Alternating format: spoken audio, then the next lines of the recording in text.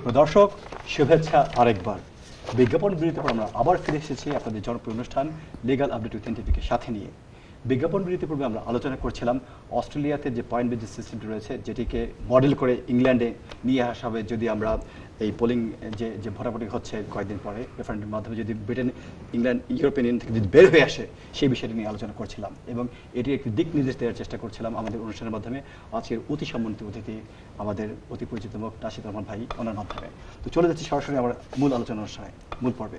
ভাইয়া, আপনি একটি জায়গাতে আমরা থেমে গিয়েছিলাম যে কি কি রিকমেন্ডসের মাধ্যমে এই ভিসাগুলি দেওয়া হবে, এবং যেহেতু এটা ওয়ার্ক রিলেটেড ভিসা, তাহলে নিশ্চয়ই এখানে কোনো একটা এমপ্লয়ার রয়েছে এবং এমপ্লয়মেন্টও রয়েছে এখানটা। অ্যাবসলিউটলি। তো অস্ট্রেলিয়ার যে পয়েন্ট বেস সিস্টেম, সেই সিস্টেমের অধীনে এমপ্লয়ার কি কোনো বিষয়ে তো তাদের একটি অবস্থান আছে যেখানে হচ্ছে তারা নমিনেট করতে পারবেন একজনের যদি যথাযোগ্য স্কিল থাকে এবং তার যদি ওই স্কিলটার প্রয়োজন হয়, তার স্বাস্থ্য, ক্যারেক্টার এবং ইংলিশ ল্যাঙ্গুয়েজের যদি রিকোয়ারমেন্ট করতে পারে, তিনি নমিনেট করতে পারে তুমি আমার এখানে কাজ করো। তাহলে এটা হচ্ছে এমপ্লয়ারকে এই একটা রাইটস দেওয়া হচ্ছে। অ্যাবসলিউটলি। এটা কিন্তু আমাদের ইংল্যান্ডে কিন্তু এই রাইটসটা কিন্তু দেওয়া হয়নি। নেই। অ্যাবসলিউটলি হোম অফিসের উপরে অ্যাবসলিউটলি। কারণ আমি যদি এমপ্লয়ার হই, আপনি যদি এমপ্লয়ার হন, আমার যে স্কিল গ্যাপটা আছে সেটা আমি আনতে পারি এবং সে বলছে তুমি ব্যবসা করো, তুমি বুঝো, তুমি নিয়ে আসো। এটা যদি হয় তাহলে কিন্তু আমাদের কারি ইন্ডাস্ট্রি যেটা সাফার করছে এদের জন্য কিন্তু সুবিধা হবে।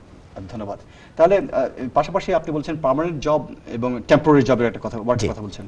টেম্পোরারি জবের ক্ষেত্রে এখানে কি ধরনের 2 বছরের লিমিটেশন আছে, কিন্তু এটার যে বিশেষ গুণ সে হচ্ছে 2 বছর পর কিন্তু সে ওখানে থেকে যেতে পারছে, মানে পার্মানেন্ট হতে পারছে।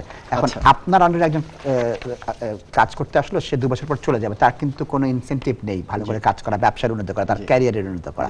সে যদি এখানে থাকার জিনিসটা থাকে, ওটা তার কিন্তু ইনসেনটিভ, সার্টেনলি মানে এনকারেজ করবে। রাইট।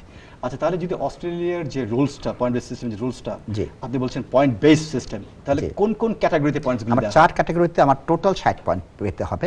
আমি যদি মোটা অক্ষরে ভাগ করি, একটা হচ্ছে এক্সপেরিয়েন্স, একটা হচ্ছে আপনার বয়স, ইংলিশ ল্যাঙ্গুয়েজ, আর একটা হচ্ছে পড়াশোনা, এডুকেশন। আপনি বলেছেন এক্সপেরিয়েন্স, এই এক্সপেরিয়েন্সটা কি ওয়ার্ক রিলেটেড? এটা অবশ্যই ওয়ার্ক রিলেটেড। আপনি যে সেক্টরে কাজ করছেন সেই সেক্টরে আপনার কত দিনের অভিজ্ঞতা আছে। এই যে বল কত দিনের একটু ব্যাখ্যা দিয়ে দেবেন। এটা 4টা ভাগ করেছে অস্ট্রেলিয়া।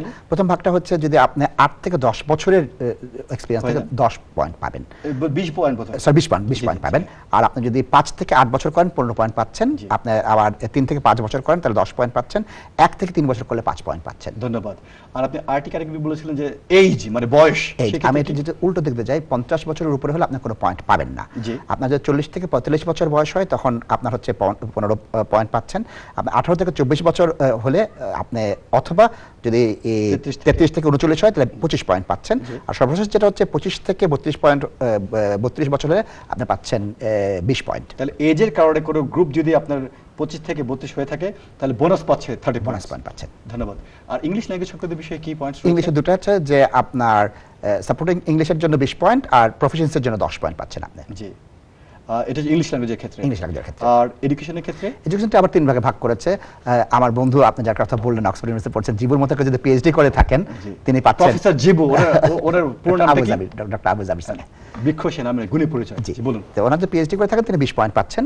আর কেউ যদি ডিগ্রি করে থাকেন 15 পয়েন্ট পাচ্ছেন, এবং ডিপ্লোমা করে থাকলে 10 পয়েন্ট পাচ্ছেন। আমাদের এখানে টায়ার 1 জেনারেল এবং এইচএসএমপিতে কিন্তু এটা আমরা বিশদ বর্ণনা ছিল, ওখানে কিন্তু এগুলো বিশাল আকারে বর্ণনা দেওয়া আছে, এটা শুধু আউটলাইন। আমি জাস্ট আপনাকে স্ট্রাকচারটা জিজ্ঞেস করছি। ধন্যবাদ।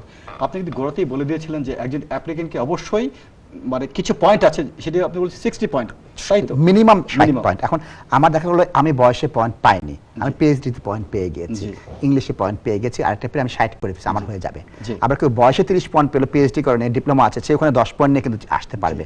তাহলে এটা কিন্তু অনেক ইউনিক এবং খুব ফেয়ার একটা system. You have got quality, welcome and develop the country. Absolutely. ধন্যবাদ। আচ্ছা, এই যে আমরা দেখলাম যে ওয়ার্ক রিলেটেড যে ভিসাগুলো, একদিকে দেখলাম আমরা পার্মানেন্ট এন্ড টেম্পোরারি দুজন দেখলাম, এর পাশাপাশি আমরা কিন্তু জানি যেহেতু অস্ট্রেলিয়া আপনার ইউরোপ, এটা হচ্ছে কমনওয়েলথভুক্ত একটি দেশ, সেই দেশেও আপনার আমরা জানি যে ওয়ার্কিং হলিডে মেকার বলে একটা বিষয় রয়েছে, স্টুডেন্ট ভিসা বলে একটা বিষয় রয়েছে। তো এগুলোকে কিভাবে মানে বিভক্ত করা হয়েছে? ওয়ার্কিং হলিডে মেকার কিন্তু ইউকেতেও ছিল, স্টুডেন্ট ভিসা এখনো আছে।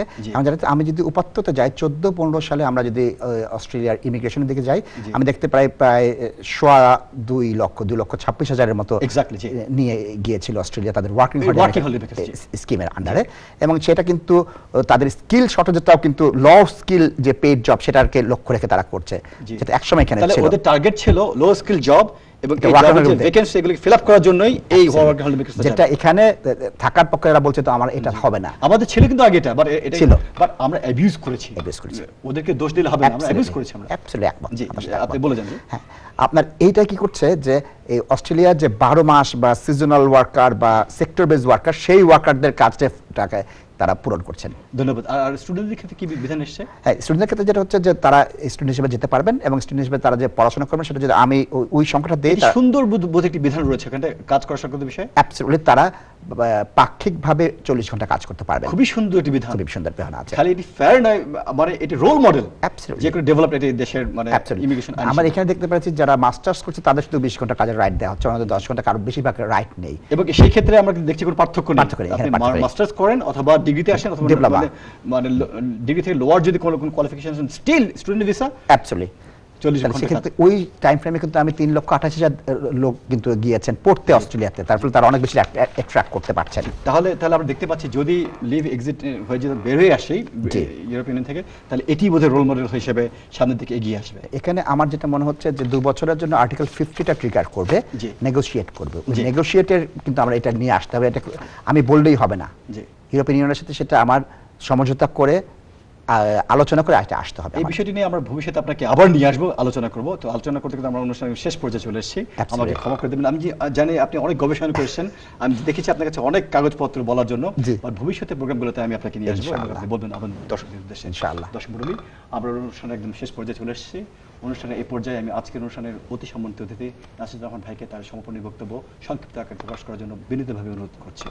প্রিয় দর্শক, আপনারা এই অনুষ্ঠানটা দেখেন। অনুষ্ঠানের পিছনে আমার অতি প্রিয় আদরের ছোট ভাই এবং যোগ্য দক্ষ আইনজীবী মুহিত খান সাহেব যে কি গবেষণা করেন সেটা আপনারা দেখেন না, তিনি অত্যন্ত সুন্দর গবেষণা করেন, ইমেল করে পাঠিয়ে দেন।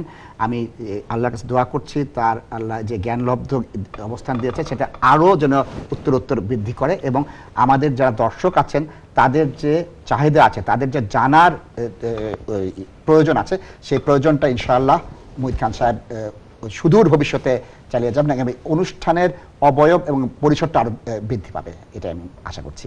ধন্যবাদ। এত মানে সুন্দর করে, এত মার্জিত করে এবং আমাকে এত সম্মান দেখালেন, আল্লাহ পাক আপনার সম্মানকে আরো বাড়িয়ে দেখ। আমি খুব ছোটখাটো একজন ব্যক্তিত্ব, এবং আমি আপনাকে নিয়ে এসেছি, এবং আমি আপনাকে সবসময় বলে থাকি যে ইমিগ্রেশন লয়ের আপনি একজন চলন্ত ডিকশনারি। আপনি আজকে সেই ডিকশনারির একটি অংশ দেখিয়ে দিয়েছেন আমার সম্মানিত দর্শকদের উদ্দেশ্যে কিভাবে অস্ট্রেলিয়ান পয়েন্ট বেস আমাদের এখানে আপনাকে। আমি অত্যন্ত ছোট একজন মানুষ, আমি ডিকশনারি নই, এটা আপনার মহত্ব আমাকে বড় করে দেখান। আমি সম্মানিত ব্যক্তিকে সম্মান দেখাতে পছন্দ করি। ধন্যবাদ। আপনি সেই সম্মানিত ব্যক্তিত্ব। আমি চলে এসেছি দর্শকদের কাছে। ধন্যবাদ। দর্শক মণ্ডলী, আমরা অনুষ্ঠানের শেষ পর্যায়ে চলে এসেছি, আর কোনো আলোচনা করতে পারছি না। শঙ্কামুক্ত দুর্গম গিরি এবং কান্তর মরু এবং দুস্তর পথ কিভাবে পাড়ি দিতে হবে সেই সংক্রান্ত বিষয়ে এবং সাহস জোগাতে শত বর্ষ পূর্বে বাংলা সাহিত্যের একজন বিখ্যাত কবি বলেছিলেন, কে আছো জোয়ান হও আগুয়ান, হাকিছে ভবিষ্যৎ, এ তুফান ভারী দিতে হবে পারি, নিতে হবে তরি পার। দর্শক মণ্ডলী, ইউরোপিয়ান ইউনিয়নের সাথে ব্রিটিশ তরণীর থাকা না থাকা নিয়ে তর্ক চলছে, তর্কের পাল্টা তর্ক চলছে, বিতর্ক চলছে, আলোচনা চলছে, সমালোচনা চলছে, সবগুলি মিলিয়ে এটি তালমাটাল অবস্থার সৃষ্টি হয়েছে। অভ্যন্তরে থাকার জন্য যারা পক্ষপাতী তারা বলছেন ইউরোপিয়ান ইউনিয়ন থেকে বের হয়ে আসলে ব্রিটিশ এই তরণীর অর্থনৈতিক অবস্থান মারাত্মকভাবে ক্ষতিগ্রস্ত হবে।